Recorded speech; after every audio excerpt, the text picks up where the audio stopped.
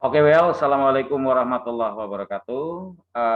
Everybody, today we would like to discuss again another source of English.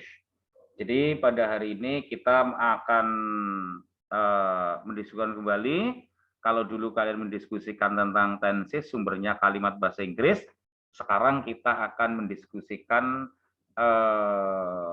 tentang teks, ya, bahwasanya pembelajaran bahasa Inggris kan didasarkan pada teks, ya. Oke, kita akan membahas tentang teks, jenis-jenis teks dalam bahasa Inggris. Oke, good, thank you. Talking about text types in English, izinkan Pak Guru nanti membagikan layar, ya. Bahwasanya there are many kinds of text types in English, ya. Jadi banyak sekali jenis teks dalam bahasa Inggris, jumlahnya ratusan atau bahkan ribuan. Hanya yang dipelajari di SMP itu hanya ada hanya ada dua macam, ya. Dua macam itu yang diajarkan di sekolah pokoknya, ya, baik di SMP maupun SMA dan SMK. Dua macam itu, yang pertama adalah short functional text dan yang kedua adalah monologue text. Nah, short functional text itu terbagi dua lagi. Yang pertama adalah written dan yang kedua adalah spoken, ya. Written atau tertulis, dan yang kedua adalah atau menjadi lambang, dan yang kedua adalah spoken. Ya, bicara tentang teks itu luas sekali. Bahwasanya kalau kalian pagi-pagi setelah mandi, kemudian berpakaian yang bagus, kemudian memakai parfum, sisiran, maka kamu hanya akan mengatakan pada orang-orang sekitarmu, saya telah bersih, saya cantik, atau saya tampan. Itu juga merupakan sebuah teks. Oke. Teks apa? Teks itu adalah sepenggal bahasa yang menjalankan fungsinya. Ya, contohnya tadi itu. Misal dalam keadaan sekolah normal biasa adalah kamu hari Jumat mengenakan pakaian pramuka. Ya, selain hari Jumat tidak mengenakan pakaian pramuka. Maka kalau hari Jumat kamu mengenakan pakaian selain pakaian pramuka, maka kamu sudah membuat teks bahwasanya ada apa dengan pakaian pramuka kamu. Kan itu kan, ya. Oke, good, thank you. Dan yang berikut itu adalah teks yang tidak dipelajari di sekolah, enggak. Dalam bahasa Inggris tidak belajar tidak, ya. Oke, jadi teks lagi adalah bahwasanya di perempatan di kota-kota itu ada lampu yang berwarna merah, berwarna kuning, berwarna hijau, di mana semua sepakat bahwasanya berwarna merah itu adalah berhenti. Itu adalah sebuah teks, ya. Berwarna kuning siap-siap, berwarna hijau adalah jalan. Kamu bayangkan kalau orang tidak memahami teks itu, maka ketika merah dia jalan terus, yang terjadi kecelakaan. Ketika hijau dia berhenti, yang terjadi dari tabrak orang, gitu kan? Ya, itu adalah namanya adalah sebuah teks, ya, sebuah teks. Jadi teks itu multi bahasa, ya, tidak harus tertulis itu. Ada di pom bensin ada tanda sebuah gambar rokok dicoret, artinya no smoking, itu dipasang di pom bensin. Itu adalah teks karena dia menjalankan fungsinya. Namun demikian, apabila bapakmu adalah karyawan pom bensin di mana menemukan bekas papan no smoking itu, kemudian dibawa pulang ke rumah, dilalah itu kandang ayam kamu itu berlubang, maka tulisan no smoking itu dipasang di situ agar ayamnya tidak keluar, maka itu bukan teks. Tulisannya no smoking masih ada, tapi di situ tidak menjalankan fungsinya, gitu kan? Maka itu adalah bukan teks. Jadi teks adalah di mana bahasa itu masih menjalankan fungsinya, itu teks, ya. Jadi no smoking di pom bensin dipasang itu teks, no smoking di rumahmu tapi untuk menutupi kandang ayam itu namanya bukan teks, gitu ya. Oke, good. Itu sekedar tahu saja. Nah, jumlah teks itu jumlahnya ribuan, tidak terbatas, ya.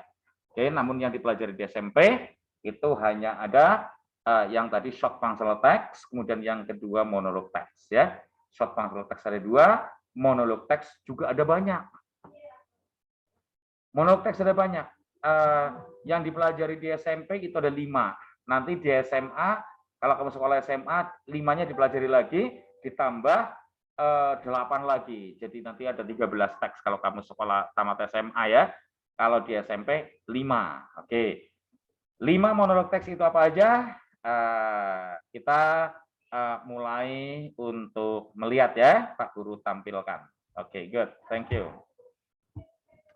Right.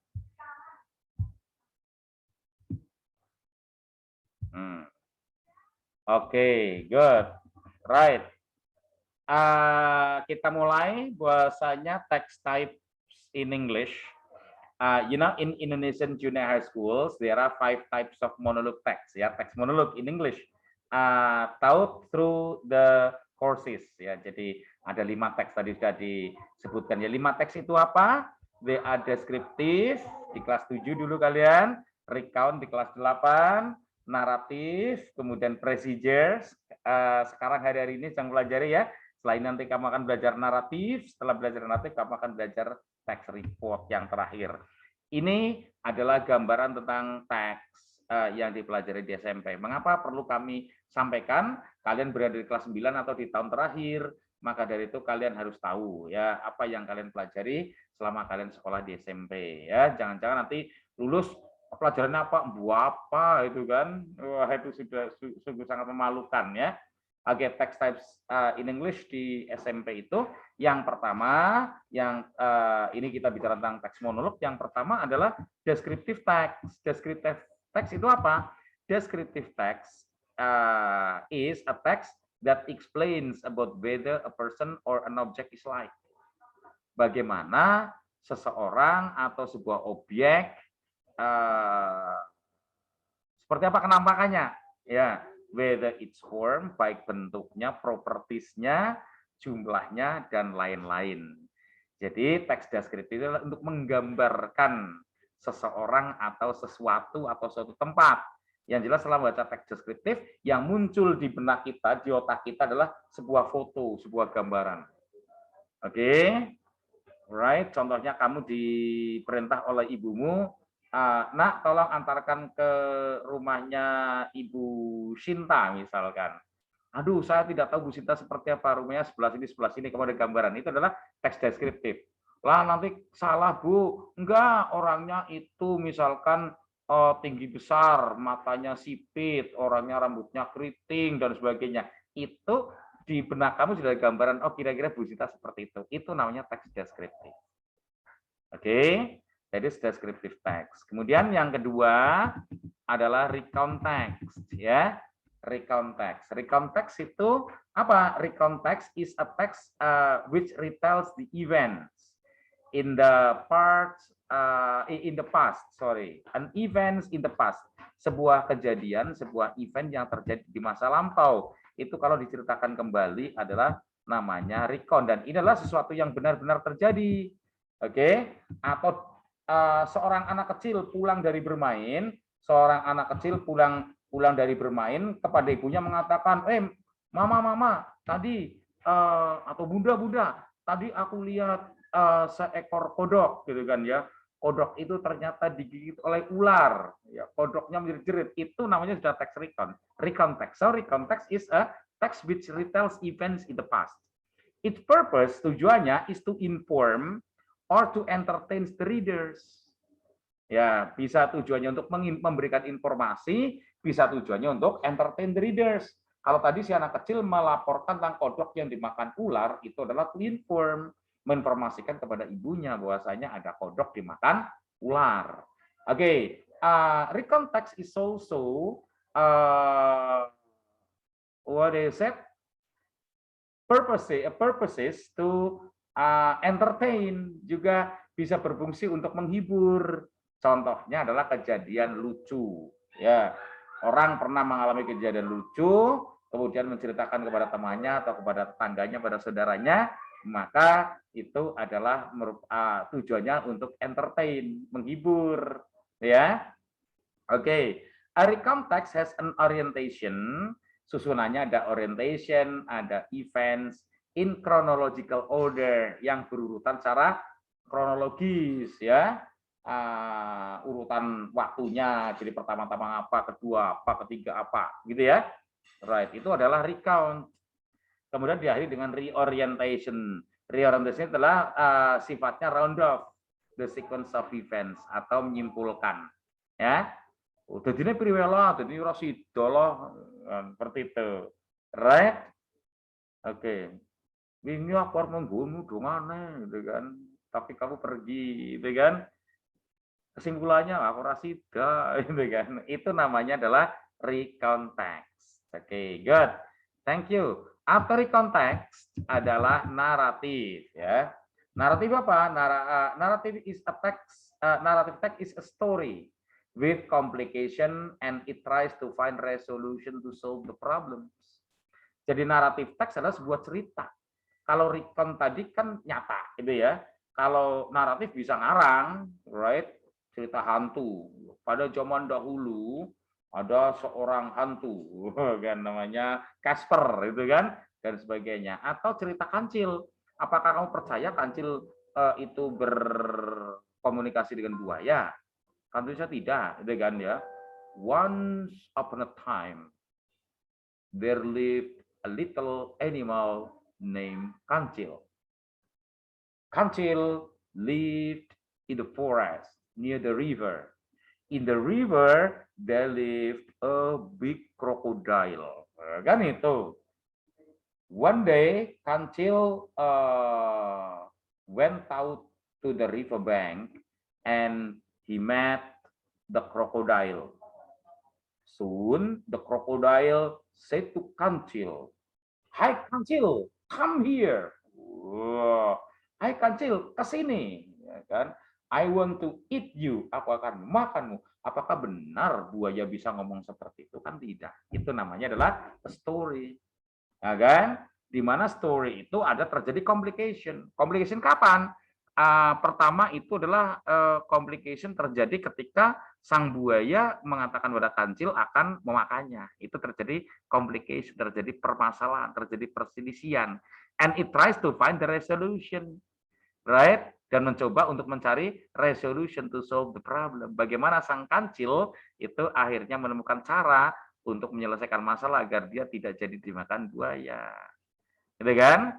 Iya, dengan cara mengumpulkan, wah, kalau kau makan sendirian itu nggak enak nanti, makan enaknya bareng-bareng dong, gitu kan? Kumpulkan semua temanmu, berbaris saya hitung, gitu kan? Akhirnya sang Kancil menghitung terus lompat ke seberang sungai. Itulah itu namanya sebuah naratif, ya. Kemudian berikutnya adalah procedure sedang kamu pelajari ini ya, beberapa saat yang lalu dan kita masih pelajari juga sih ke depan. Cuma ini hari ini selingan ya, ini di luar kurikulum lagi. A procedure text is that designed to describe how something is achieved through sequence of action.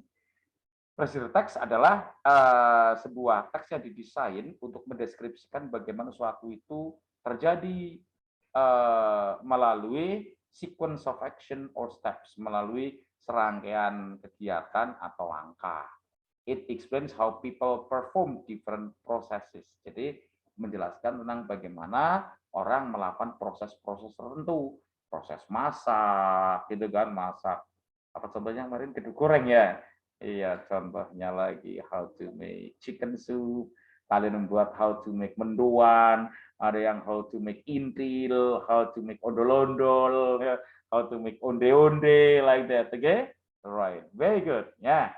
Oke, jangan salah, kalau kalian mengungkapkan sesuatu yang tradisional, malah mungkin akan bisa dicari orang. Di mana dunia internasional belum kenal itu ondol-ondol apa, itu kemplang apa, itu intil, ciwel itu apa, belum kenal. Why not? Yes, kalau burger aja bisa terkenal di Indonesia, kenapa ciwel nggak bisa terkenal di luar negeri? Ini aja, right? Mungkin saja ciwel akan lebih terkenal di luar negeri loh ya. Jangan salah suatu ketika. Oke, bisa terjadi? Bisa. Oke, good. Thank you. Tinggal bagaimana marketingnya. Siapa yang marketing? Kalian, ya. Right. Bagaimana cara menjadikan gedung goreng menjadi international commodity. Sementara sekarang gedung goreng masih menjadi local commodity. Komoditi lokal-lokal aja. Nyatanya di bandara belum ada toko kedai goreng, gitu kan? Right. Oke, good. Tapi es air mata kucing itu masih ada. Kucing itu bukan kucing air mata kucing yang menangis, bukan, tapi kucing kucing yang dari Malaysia ya, kota kucing. Ya. Ada es air mata kucing. Air mata kucing apa es mata air kucing lah. Itu di bandara malah ada. Di stasiun-stasiun ada, tapi kedai goreng belum ada. Jangan salah. Hanya es loh ya. Right? Kedai goreng adalah sebuah apa ya namanya, snack yang sangat berbeda dengan yang lain. Oke, bukan es.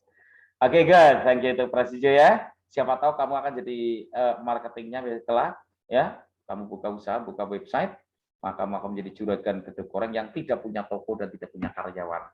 Kamu hanya semacam all shop ya, OL shop ya. Why not? Kenapa tidak? Hari begini ya, bisa. Oke. Kapan dimulai? Kalau bisa mulai sekarang, kenapa harus nunda mulai besok? Oke, kalian marketing kedai goreng, tinggal pesen aja ke kedai goreng Sokaraja sana, ya. Udah dipaksa kalian kirimkan ke alamat ini yang namanya duit kamu bayar ke mereka. Bisa, oke, right? Oke, good, thank you. Lanjut ya, bisa aja. Ya, berikutnya adalah report. Report text itu apa? Report text is which present information about something in general, adalah sebuah teks yang menjelaskan atau memberikan informasi tentang segala sesuatu secara umum. Oke? Menceritakan sesuatu secara umum, ya kan? It is a result of systematic observation and analysis. Jadi ini adalah hasil dari sebuah observasi yang sistematis dan juga hasil dari sebuah analisa. Di mana ini adalah teksnya teks ilmiah kalau ini ya. Contohnya adalah kamu membahas bagaimana tentang bunga yang bernama aglonema, ya kan? Aglonema is bla bla bla bla bla. Right, ciri-ciri aglonema seperti apa, salah tumbuhnya seperti apa, hasilnya seperti apa, kecantikan aglonema seperti apa, cara merawat seperti apa. Itu namanya adalah report text. Right, good, thank you.